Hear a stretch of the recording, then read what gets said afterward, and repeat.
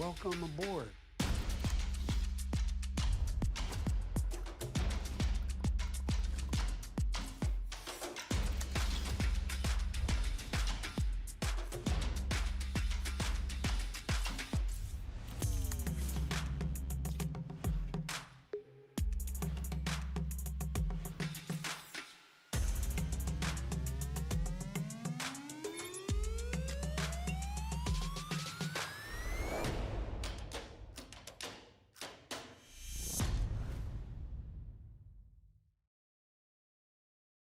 Please welcome to the stage Axios Pro Tech Policy Reporter, Maria Curie. Hello,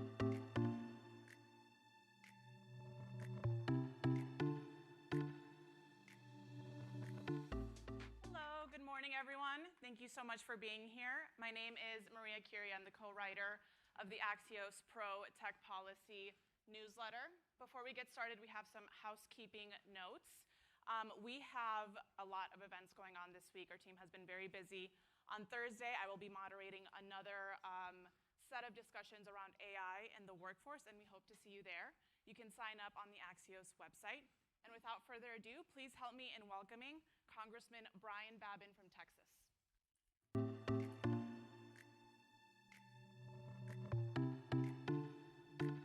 Congressman, thanks for being here. Thank you. Good to be here. Good to be here. Got a good crowd here, too. Yes. Wake up early. Yes, ma'am. So I was thinking that we could start with your goals for the House Science Committee. You are the new chair. Walk us through what you want to accomplish this Congress. Well, as I've spent several years being the chairman of the Space Subcommittee and Aeronautics, and now we've got the whole ball of wax. So it's going to be kind of a jump from space to include all of the above. National labs, AI, science, technology, the whole 9 yards. But the bottom line for me is that we have to make sure that we're not over-regulating our industry. Every sector, every facet of our SST committee and the jurisdiction that we have has got to be, we've got to make sure that the industry itself is not curtailed in its innovation as we move forward in a very competitive world with some of the adversaries out there that are out-competing us, and we cannot allow that to happen. Can you draw from your time as Space Subcommittee Chair, how will you draw from those lessons to apply them to the broader tech policy space and all of these different technologies? Yes, ma'am. Well, we made sure that, as I just said, in the space sector, we want to move at the pace of innovation, the speed of innovation, and not at the speed of bureaucracy. I think that's going to be one of the most critical things that we could do. And the same goes with the other aspects of our jurisdiction, with AI and with quantum, et cetera, et cetera. We've got to make sure that we don't allow our adversaries, number one, to pilfer from us. Number two, that we don't over-regulate and have too much bureaucracy, or we'll drive people overseas. And that's exactly what we do not want to do. And I'm sure we'll get into some of the specifics later on, but the generality is that too much government is bad. And the industry that we have in the United States it's incomparable. We have a number of space industries in my commercials in my own district there to East Texas from Houston, and I think I'd put them up against anybody in the entire world. And a lot of great things are going on in our private sector, and the last thing we want to do is to create rules and regulations that stifle that innovation. Yeah, you're from Texas. Obviously, that's a very important state for space exploration. Tell me what you're hearing about from your constituents and companies there. Oh, we're hearing a lot. Mm-hmm. Of course, right now, and I'm sure we'll get into this as well, there's some question marks about how we're going to proceed. I can tell you that our new president is a guy that likes to win. And so we absolutely are going to do the things that it's going to take. We need to be paramount, be number one, and all of the above. And so that's kind of that's where we're going to be going, and we're going to make sure that we continue to be number one. How do you view the role of NASA versus the private sector? I'm thinking specifically of SpaceX, Elon Musk's company. How do you view the role of each part? Public-private partnerships. We've seen the private companies that have revolutionized the launch industry, for example. In fact, they're moving so fast that we're having problems keeping up with the permitting. And you talked about our goals, and that's one thing we have to make sure that we get FAA on the ball and have launch licensing to be streamlined. We don't want to be tethered to Earth by red tape. We've got to make sure that we're making the launches at a cadence that would be way out in front of anybody else that would want to rival us. So you have been vocal about reducing, red tape and getting rid of burdensome regulations. Are there any specific ones at NIST or NSF right now that you can think of that should be re-examined or removed altogether? Well, I can't give you any specifics, but I can tell you that we're going to be looking and inquiring and examining, scrutinizing. That's what we're going to be doing to see just exactly how these regulations are going to be impacting our every industry, every sector that we have jurisdiction over, and we'll be doing that through hearings. We'll be doing that through expert witnesses that come, and in fact, tomorrow we'll be having our subcommittee on space and aeronautics. We'll be having a hearing. We'll be looking at Artemis, and we'll start making determinations about where we're going to go there. Will oversight also play an important role of whoever Yes, heads ma'am. up these agencies as well? Yes, ma'am. We'll have our oversight subcommittee. We have plans to make sure that we're doing things right, and again, not over-regulating. What do you make of the Department of Government Efficiency's efforts to kind of look at the federal government overall, including some of these science and tech agencies, and potentially, freeze some funding, cut personnel, potentially reduce the overall budget? What do you make of those efforts? Well, I know there's a lot of nervous people out there right now, and I don't blame them. But I'll tell you, this president got elected to get rid of waste, fraud, and abuse. And so I think you're not going to get rid of waste, fraud, and abuse until you do some investigations, until you do some research, till you really get in there and start looking and seeing where we have been, where we're going. And so I think it's incumbent upon the president to do his due diligence, and I think this is where the DOGE comes in under Mr. Musk and his team.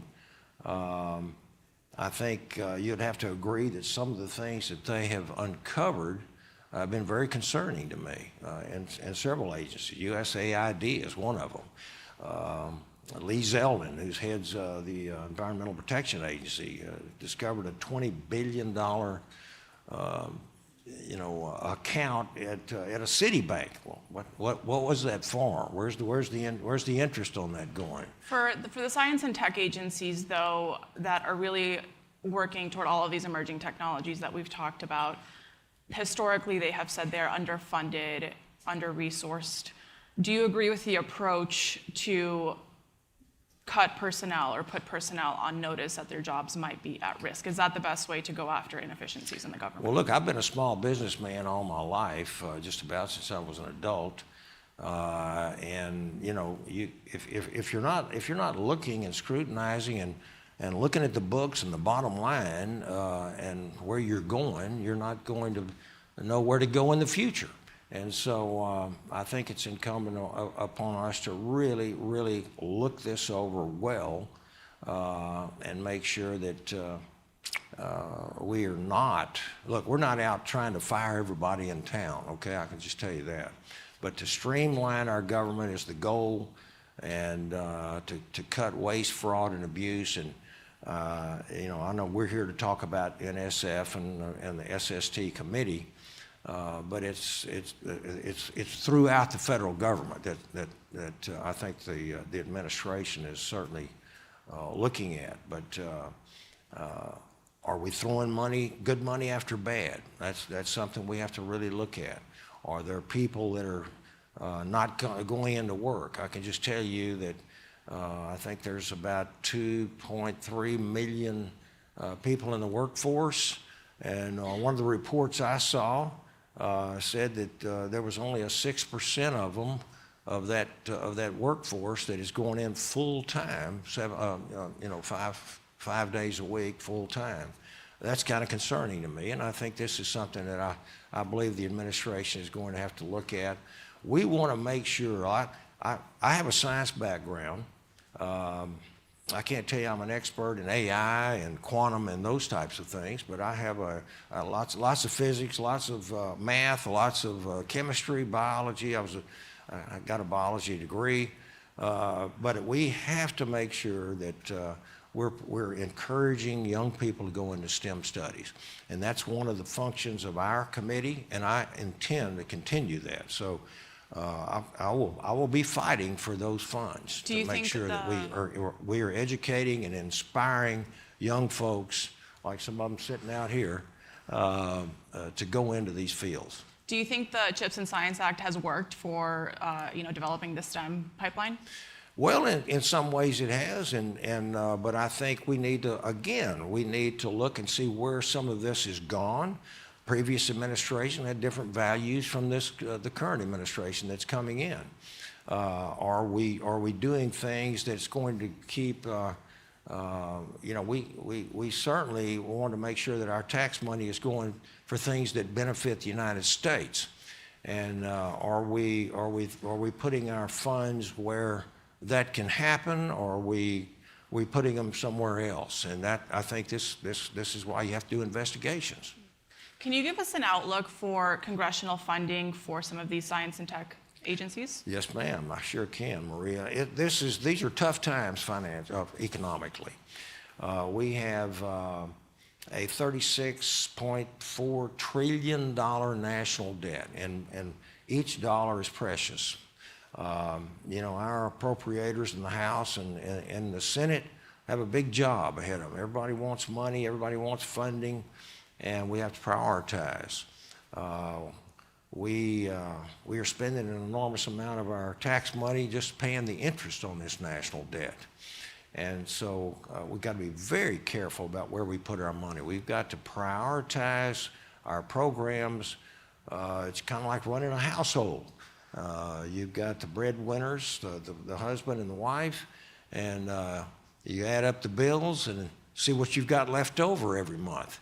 And right now we're going into the red, so it's tough times. And but I intend to continue to want to keep the United States and maintain our position as the #1 nation on the face of the earth in space, in science, and in the technology fields as well.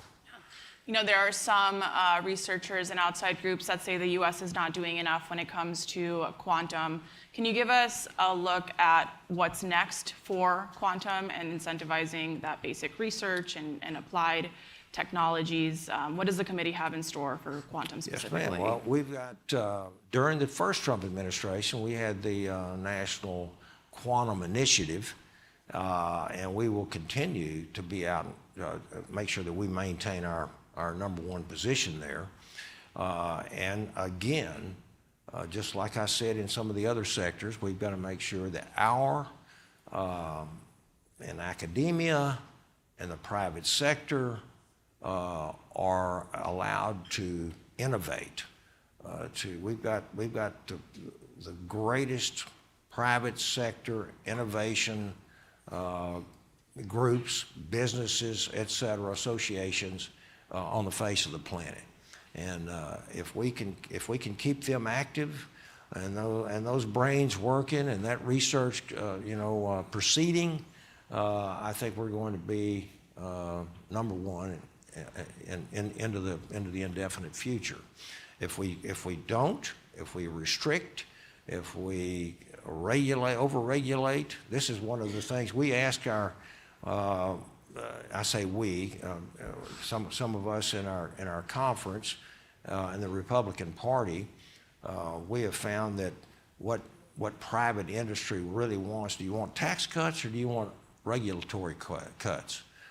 Almost 100% of them say regulation is what's hurting us, and that goes, and I think that pertains to exactly what we're talking about here in the science-based sectors. How do you balance cutting the red tape and regulations that you speak of with deploying this technology responsibly? Well, I think being responsible, number one, obey the law. Number two, is it doing our country a great service? Number three, and that includes national security. That's how I think you have to make that determination to be a responsible spender, because if you're throwing money out the window and it's not going to things that are benefiting our national security, then I think that's a misspent dollar for the taxpayer. And I take my job very, very seriously about being a good steward of the taxpayer money, and that's going to be the bottom line. Is it good for America? Is it good for our national security? And does it help mankind? All right, Congressman, that is all the time that we have. Thank you so much. Please All stick right. around. We're going to have a word from our sponsor in a couple more segments. Thank you. All right. Thank you.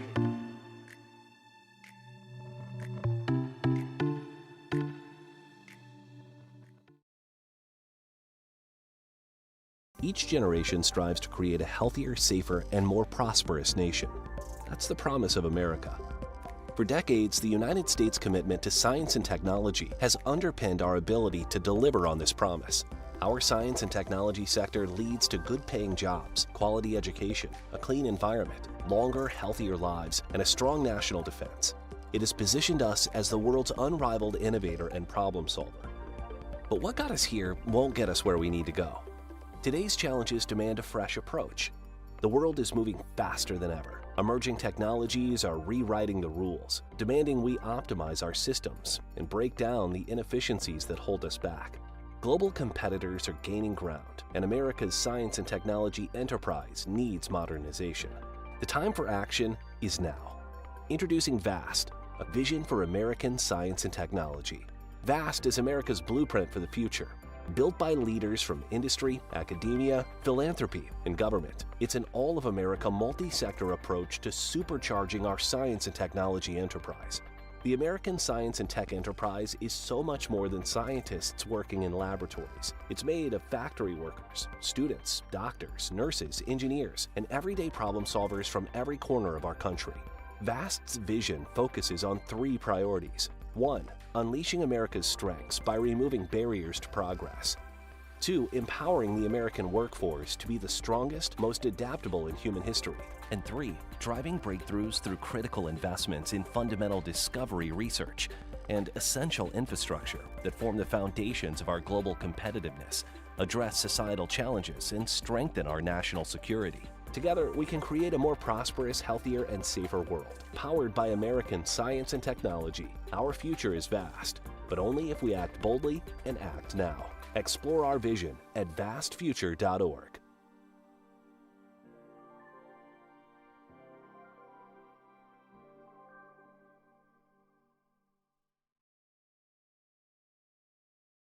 Up next, our View from the Top moderator and founder of Storyline, Chris Freight.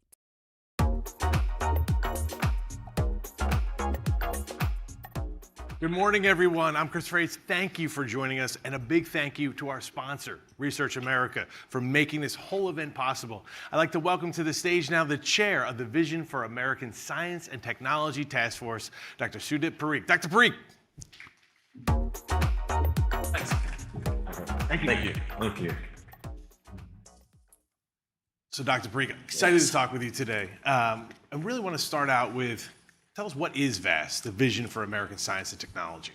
Yeah, I mean, you saw that video, but the critical thing is that we're in this existential race with other countries and with big giant challenges. And what VAST is a game plan. It's a game plan that says we're not going to be playing four corners. We're not going to be playing defense. We're going to be playing offense. We have to know what we want to accomplish as a scientific enterprise, how it relates to the country, and how it benefits the country, how it creates prosperity, creates health, and creates national security for all of us. So, what makes it unique? Yeah, it's this extraordinary thing you saw in the video, which is that it recognizes that science and technology are not about scientists in labs alone. It's about the entire country. It's about mechanics. It's about factory workers. It's about farmers. This is a enterprise that brings in all of us, because how are we going to feed 7 billion people? How are we going to ensure that we have great jobs and a great economic prosperity? How are we going to ensure that we live longer, healthier lives? All of that has to be rolled into this enterprise. And we've pulled together folks that represent that. So it's not just about, again, a scientist like me who's a biochemist, but it's about bringing in folks who are engineers who've built airplanes. It's about bringing in folks who are investors, because our enterprise is differentiated because it is investors. It's the fact that capital moves quickly around to different risk tolerances. It's the fact that we have extraordinary talent in this country, and it's the fact that we are able to draw talent from around the world. So I think this next question is the most important one. Yeah. Okay, what are the stakes? What are we talking about here? The stakes are extraordinary, Chris. We are living in a moment of extraordinary progress. You see it across every domain. You see it when you look up at the paper and it says that somebody has just, with 50 people, created a plane that goes faster than the speed of sound without a sonic boom touching the ground. That is extraordinary. We live in that moment. We live in a moment when diseases, we talk about curing them, not just treating them. That is an extraordinary moment in time. And so we also live in a moment when we are in an existential race with other countries around the world. Right. And what we've found is that science and technology are the only thing that enable us to have big step function changes in our prosperity, in our health, and in our well-being. And if we are not the ones who are investing, if we are not the ones who are creating the environment in which science and technology flourish, we will cede that to other countries. And when we do, it's really hard to catch back up. We also know that there are big existential challenges out there: food and water insecurity, the need for energy that's transmitted easily around the country. If we don't solve those challenges, we will be lesser for it. Science and technology are the foundation of how we're going to solve those problems. So how are we going to solve those problems? How are we going to supercharge science and technology here? What is VAST and all these great minds that you brought together? What are they recommending? It's extraordinary how it comes to consensus. We have folks from across the political spectrum, across geographies, across occupations, and the consensus is real and it's powerful. And what it says is that we've got to do three things. We've got to, first of all, just unleash the burdens around our science and technology enterprise. And that means having the right tax policy to incentivize investment. It means, as Chair Babin said, reducing the regulatory issues around science. So, for example, as a scientist, is there really a need for 3 different forms for the Department of Energy, the National Institutes of Health, and National Science Foundation for how you make a proposal? For a biosketch, that's a lot of administrative burden that we've created. How do we fix that? And then second, it's creating that workforce, both from our domestic talent. We have talent all across this country, every part of it. How do we ensure that that talent can go as far as their God-given talent can take them and as far as their drive can take them? And then we want to continue to serve as a beacon for the talent that we've drawn from around the world. We have benefited greatly from that, and it has made us the country in which exciting things happen and things that change the course of humanity happen. Let's continue that. And then the third and final thing is to ensure that we are investing properly. And this is really important. We know that the world has changed. The United States government invests about $200 billion a year in science and technology. The private sector, industry and philanthropy, invests almost $800 billion a year in science and technology. But the $200 billion in basic research and other investments done by the federal government are critical. They actually enable all the rest of it. The more dollars we put in from the feds, the more investment comes in from industry, and we get job growth, we get economic success, and we get national security out of it. What a deal. It's a very, very good deal. So what if we're living in the middle of this story, as you like to say. If we get this right, what does the future look like? Yeah. If we get this right, we are on the cusp of so many things. If we get this right, we can build a country that has a strong economic foundation, where we have supply chains and manufacturing in this country coming from the fact that discovery happens here, and then the scaling of that discovery happens here. We have the investment, we have the capital that can move around and take different risk tolerances and say, I'm willing to take a high-risk, high-reward investment here, or I'd like to see incremental growth here, and I'm okay with that. We can do both those things in this country because we have capital markets that move money around. That is powerful. It's so differentiated in a way that no other country has all those pieces. We have the scientists, we have the engineers, we have the industry and the finance and the philanthropy that's willing to take big risks as well. That is something that we should be invigorating, we should be incentivizing. And so we need policies that recognize that science isn't just about those investments or just about science policy. It's about tax policy. It's about immigration policy. It's about education policy. All those things make us the country that we are. So we have a room full of staff, members of Congress, thought leaders, real august crowd here.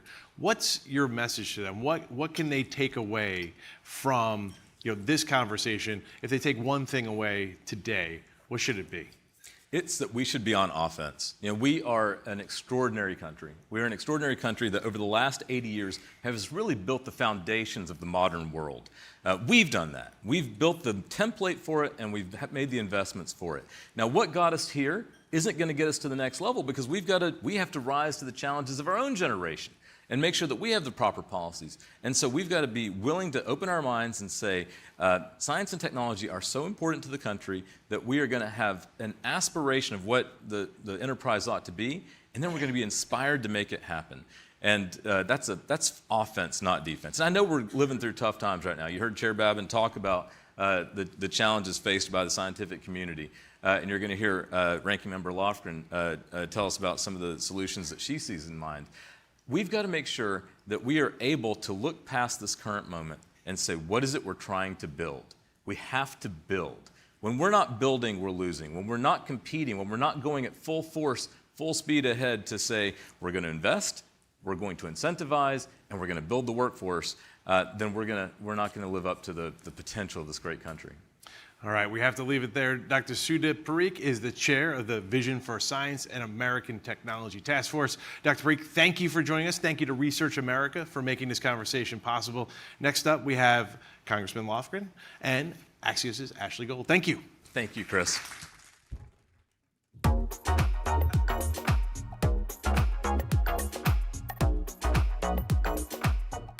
Welcoming to the stage Axios Pro Tech Policy reporter Ashley Gold.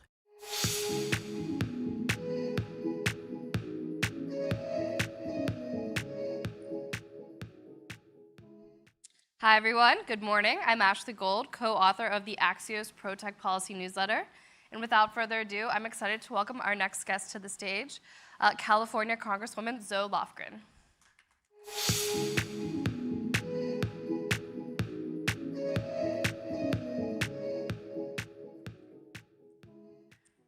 Welcome, Congresswoman. Thank you for being with us today on such a busy day. Thank you. Such changing times. Yes. I want to get kicked off right away.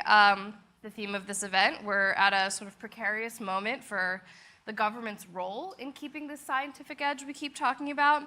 We've got potential brain drains at NIST, the NSF, agencies all across the federal government that sort of have that in-house expertise. What does that mean to you? Well, I'm very concerned about what's happening now with Mr. Musk and his gang of minions cutting sort of indiscriminately. I don't think they know what they're doing.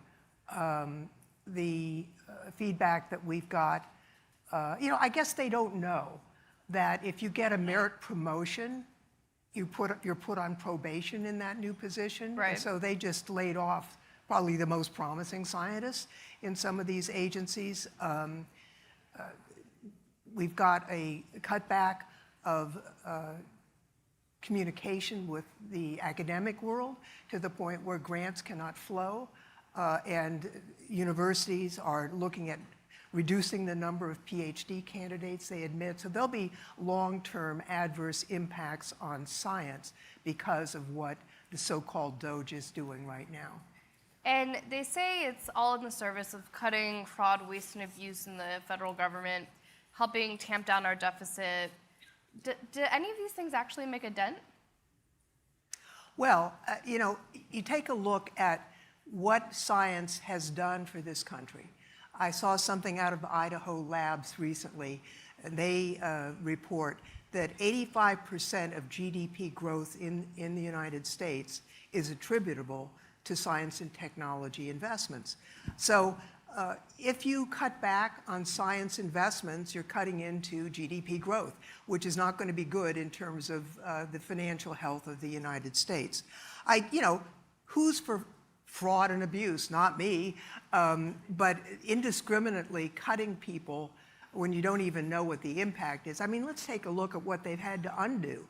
The researchers on bird flu, the people that are working on the nuclear weapons program, they don't know what they're doing. And so I think if you wanted to do reductions, you do it in a way that was driven by policy, not just indiscriminate layoffs.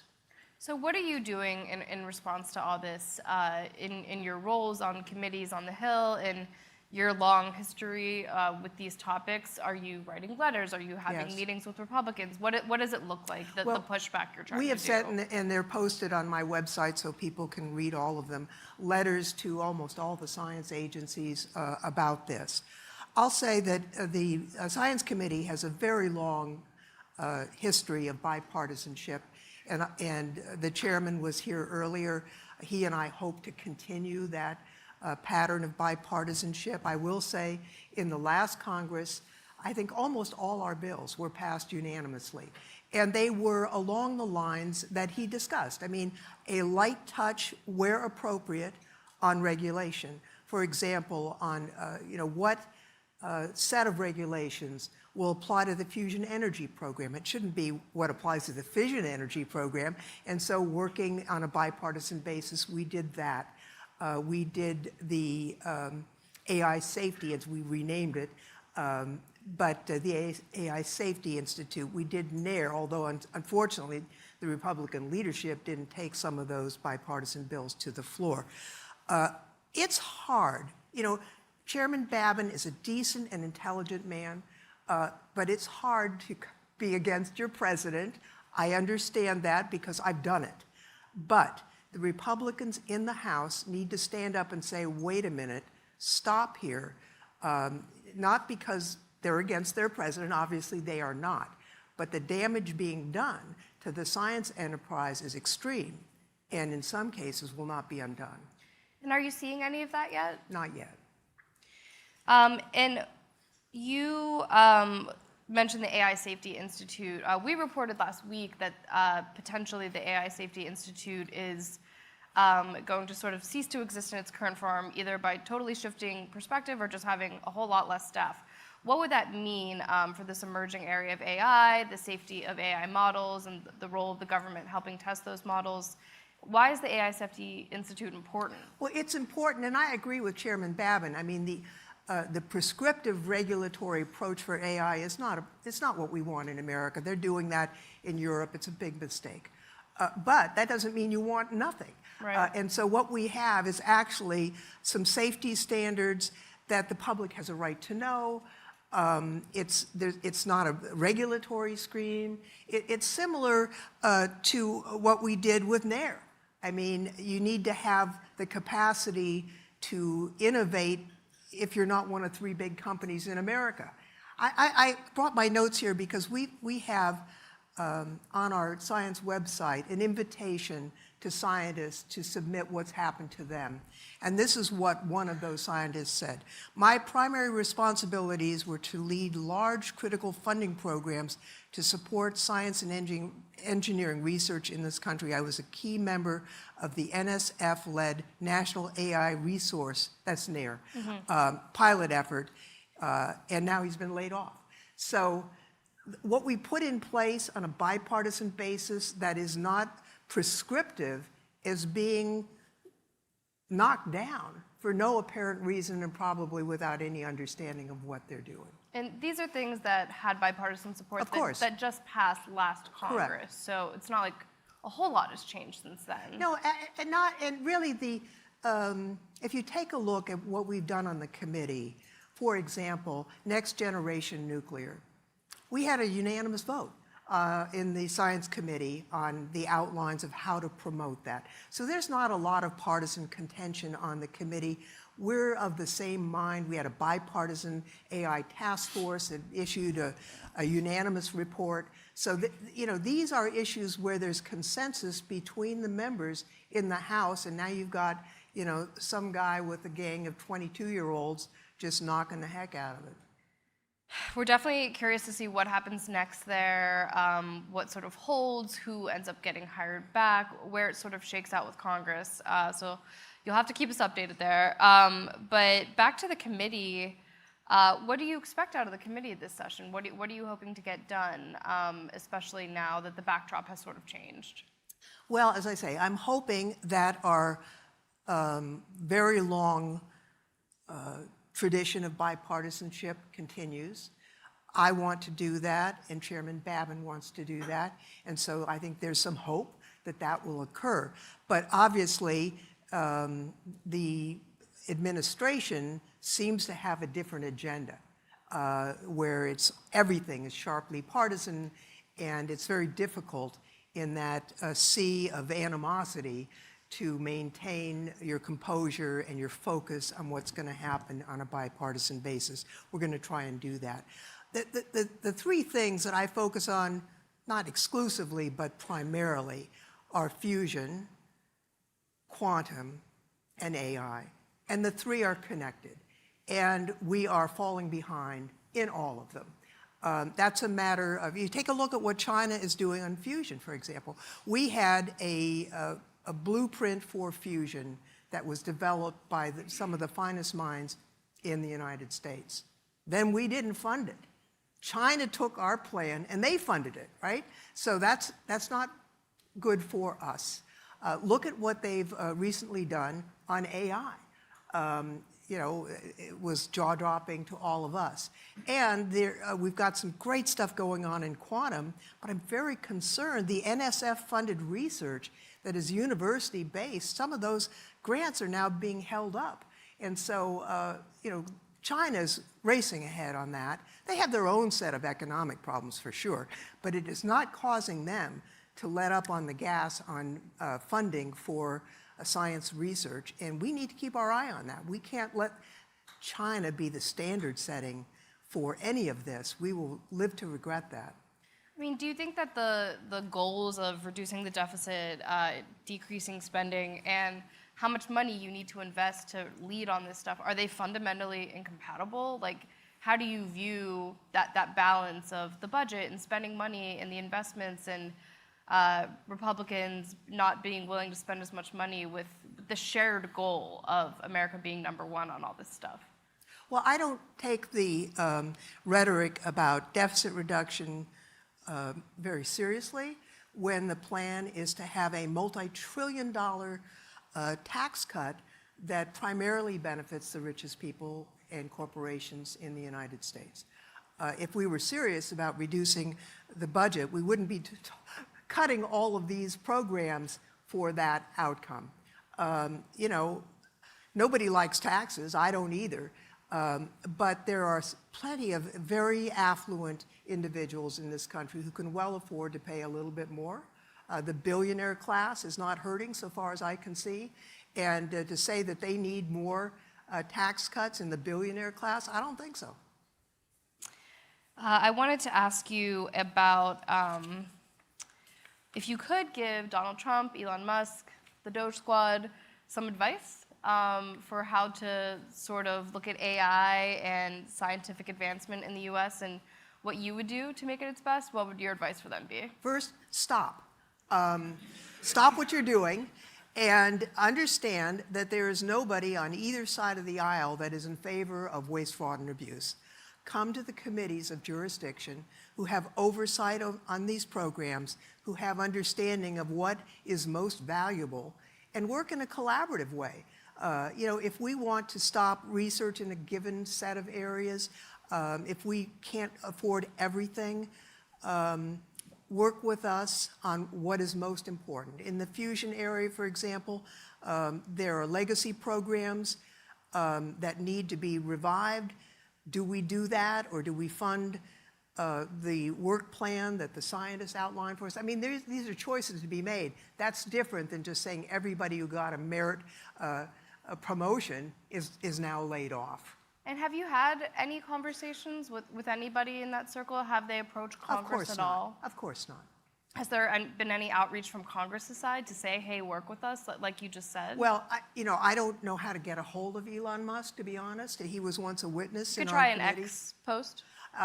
No, I don't do that. It's worth noting that, he's doing sort of what he did at X, and X is not running a profit now. So is this a proven way to manage an organization? I doubt it. Getting away from that for a minute, let's talk about sort of the global positioning and how America should or should not be aligning itself with other G7 countries on these principles, and your general view of competition with China and allies like the UK and the EU. Well, I do think that we can be a leader among democracies. We're not apparently doing that right now. We've had a switch that we're all of a sudden we're for Putin instead of democracies, which I fully do not understand. I will say that some of our friends and allies in the EU have a not very helpful approach to technology. There's a reason why they don't have successful tech companies, because their approach is too prescriptive. But I think working with them, we can have a better approach, but not if we're not leading. And also, I think we've got to get past this anti-immigrant thing. I mean, when you look at which Americans won Nobel Prizes in the sciences, more than 40% of them were born in another country. They were Americans by choice and came here. So we also have to be a beacon for the smartest people in the world who want to come and become Americans with us, and to work on our science enterprise and to grow our knowledge and our economy. And I don't see that happening right now either. We're hostile in a way that's not going to help us. I was going to ask you about immigration. I mean, getting the H-1B visa cap raised was already an issue prior to all of this. So, what are you going to do this Congress, if anything, to sort of harp on immigration's role in retaining America's scientific edge? Well, the H-1B program has problems. It's also valuable. So it does need reform, and yet I've met some spectacular scientists who are in the H-1B program. It also relates to the necessary reform of the permanent immigration system. I'm actually putting together a bill, even though the Republicans might not take it up. But we need reform from top to bottom. The system is really creaky and broken. But there are some smart things we could do that would advance science and protect America. Well, we look forward to hearing about that bill you're putting together. And that is all the time we have with you today. So thank you very much. And Maria will be back on stage with us shortly with our final guest. Don't go anywhere. Thank you.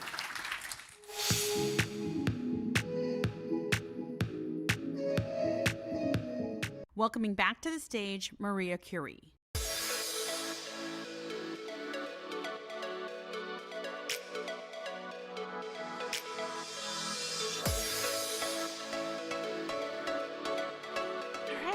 Thank you so much for sticking with us. We have one more conversation today with Hugging Face's head of machine learning and society, Yacine Jernite. Please welcome us on stage.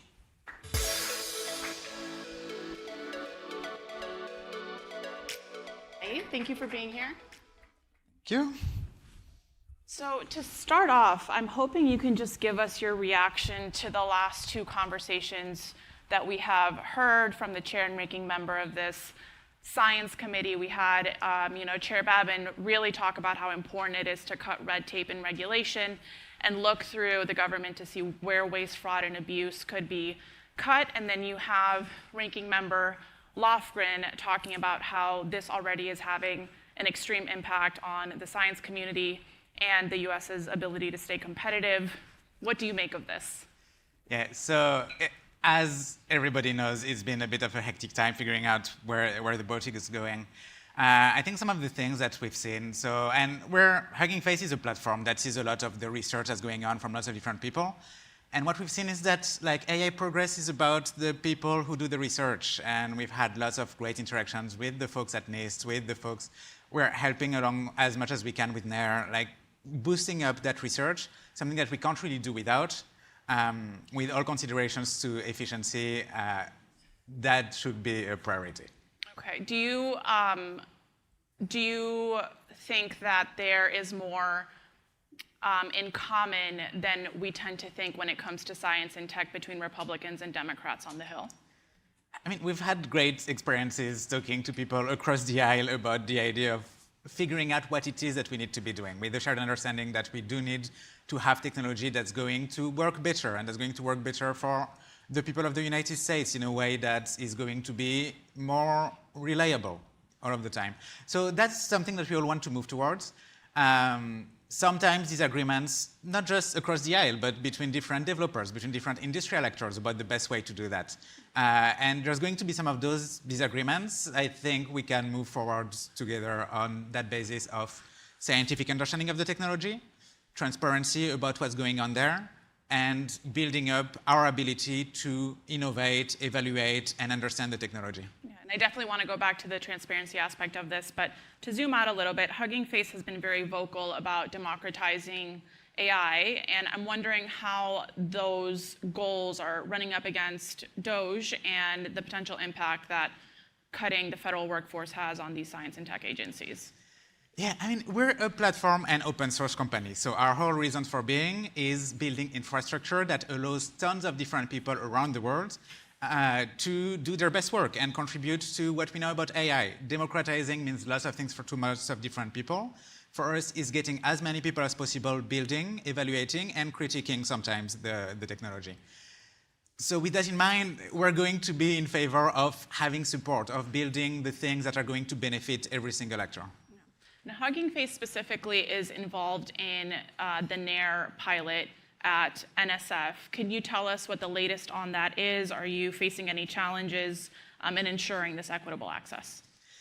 Yeah, so NAIR had their pilot last week, Wednesday, Thursday, Friday, which was a great time to take stock of what's been going on. With the understanding that it's a pilot, everybody was figuring out how things needed to work out of the time.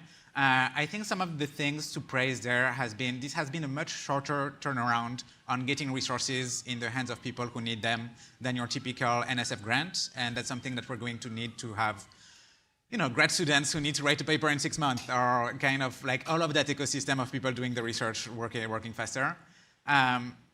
We'll see what we can do better in the next year and in the coming years, and how much funding there is, how many people contribute, how that goes forward. So has DOGE been disruptive to that so far from what you've been able to see? Not in my personal experience, but I do not have eyes on every aspect of the project. Sure. There has been a noticeable shift away from AI safety. We saw the UK changed its AI Safety Institute to an AI Security Institute. What do you make of this? Is it as simple as a name change? Is it a bigger policy change? What are your views on that? The safety word has been so debated and meant so many things to so many different people, so I wouldn't pay too much attention to the word change specifically. I think there are still some good people there looking on understanding what safety means to them, what security means to them, how it connects to how we try to make traditional technology safer, how we make software safer. So the sharper a focus we have on taking lessons from technology that we already know and adapting to AI, the more positive it's going to be. So I'm hoping that that's where we're headed with those changes. And here in the US, as my colleague Ashley mentioned before, we have reported that the AI Safety Institute is undergoing some major changes to its staff and potentially its policy goals moving forward. Does that concern you at all? I mean, we have met some great people there. It would be ideal if they were able to keep doing their job in a way that's supported. If not, there are some exciting developments in having more open technology happening in industry and in academia. And those same people will be doing that job, hopefully, some way there. Having a centralized entity like the ASI does have a value in making sure that we don't reproduce work that don't need to be reproducing, that we do give access to some of the more sensitive details of the technology in a place that is more controlled. So there needs to be a space to do that. Yeah. And of course, what NIST was working on, what the AI Safety Institute was working on, was ultimately voluntary. What do you think Congress's role is in implementing some of these transparency measures and other safeguards for the deployment of AI? I mean, we'll see how the priorities land. We have been broadly supportive of transparency, as previously mentioned, as a measure, because balanced transparency is something that is just good science, it's good technology to have a documentation of the things that you're working with. It's something that can be done without a very high cost to the developers, and we're talking about like not coming in the way of innovation that spurs innovation more than it puts any barriers. And it does provide a very strong foundation for any other agent, any other stakeholders to do what they need to do to hold the technology accountable when it needs to be. Yeah. So you envision maybe Congress passing a law in this specific space? That could be one way forward, yeah. Okay. You were just at the AI summit in Paris. Can you give us your big takeaways from there, and how do you see open source playing a role in international cooperation around AI? One of the, I think, most shared visions at the summit, and that was a change from previous summits, was everybody's talking about openness. Everybody's excited about openness, about having more shared resources. One of the outcomes of the summit was creating a foundation that has some private funding and that's going to be playing some of that role of pushing up more open data sets, more open techniques to manage the technology. So that's definitely an exciting development. We still have disagreements about what level of openness is required to really move the technology forward in a way that works for everybody. But that's something we can figure out. Do you have a sense of where the Trump administration might land on this debate at this point? You know, we're working with the same signals you all have. We did see that the vice president was supportive of openness in his speech. Mm-hmm. We'll see how that plays out in practice. I want to get your reaction to the DeepSeek news. You know, it caused quite a bit of panic here in the US when the newest model of DeepSeek came out. What do you make of that reaction, and what do you make of that technology itself? I know that the greatest surprise from me and my colleagues was how surprised everybody was. Like, we had seen that coming. There are, I don't know, about a dozen leading AI labs in China that have been releasing models, that have been developing their own techniques in many ways and releasing models that have been popular, that have been especially meeting the needs for smaller models that people can use. So it did not come out of nowhere. It came after lots of progress that was spurred, in our view, by their tendency to cooperate and to share the models that they develop and to share some of the lessons that they have along the way. The US has also done that in many ways, right? Like, we know that some of what Microsoft did on synthetic data with their 5 models, they shared enough that other companies, American and otherwise, were able to leverage that and move forward. So there's a bit of a cycle. Sometimes it's going to be more on the US side, sometimes more on the China side. We would like to see more open collaboration in the US. We would like to see more of our colleagues here riding that wave of knowing what to share, knowing how to move forward together. And yeah, we'll see how that goes. What did you make of the focus on the amount of money that was spent by DeepSeek versus OpenAI and some of the companies here in the US? Was that the right way to think about this? So with some caveats that some of the numbers were maybe not quite accurate, there is a lesson to be learned there that there's much that can be done by focusing on efficiency and by focusing on algorithm that do not necessarily require the largest amount of compute to get the smartest technology.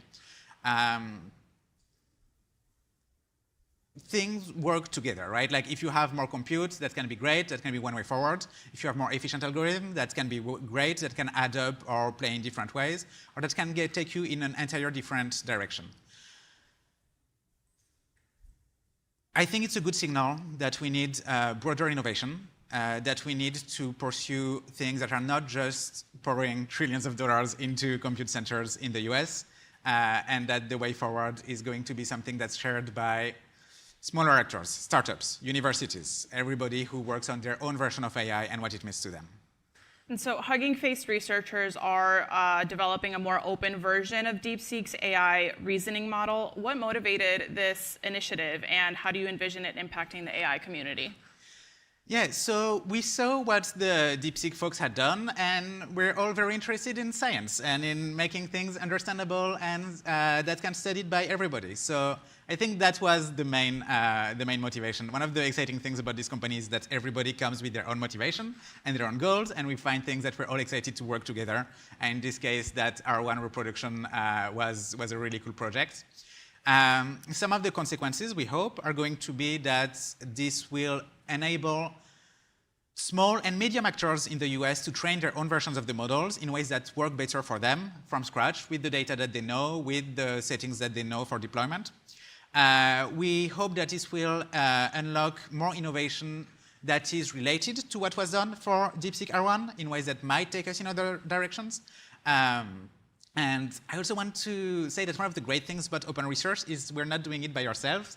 There's lots of other teams at universities, in nonprofits, in startups who are working on other bits and pieces of that DeepSeek model.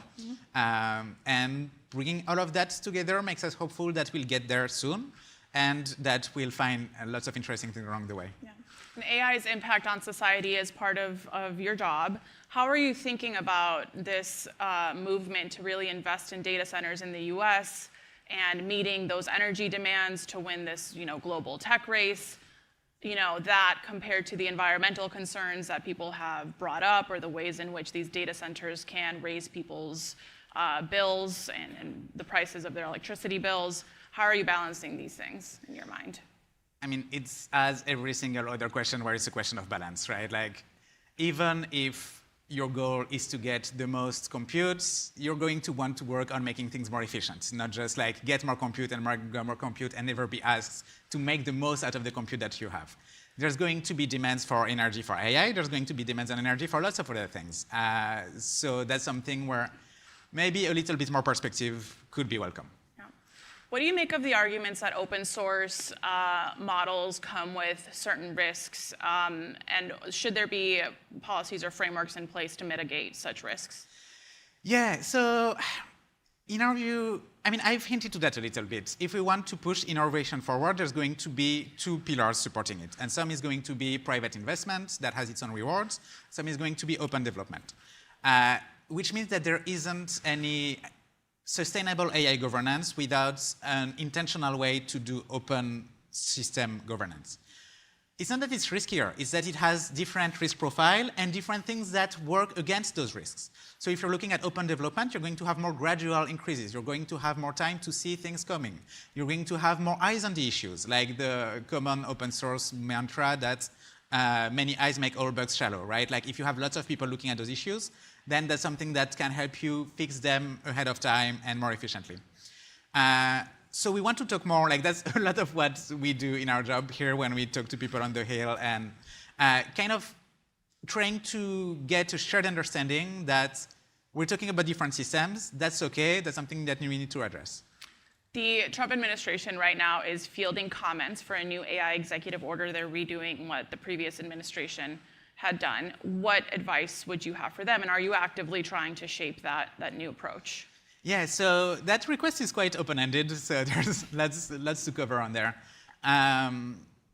Getting more visibility on AI systems that people are using for their own purposes, are developing for their own purposes.